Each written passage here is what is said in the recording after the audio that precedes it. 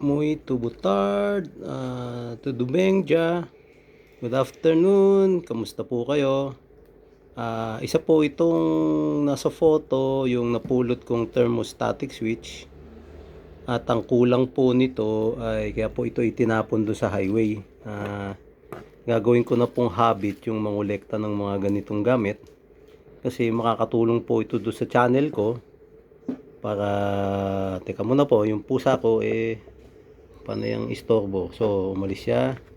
Kaya ito po, ang kulang po dito, ang naputol po dito yung thermostatic sensing valve. Ito, nandito po nakakabit yan. Maliit na tubo na may glycerin sa loob at may feeling sensor, no? Kaya po andito nga po yung pusa ko nanggugulo.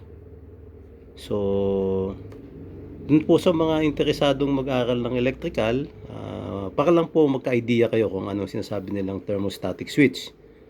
Ito po ay ginagamit sa refrigeration, of course.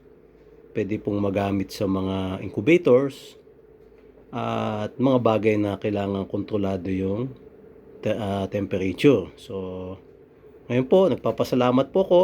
Muito gracias, muito obrigado. Salamat po ng madami. At hasta luego po. See you later.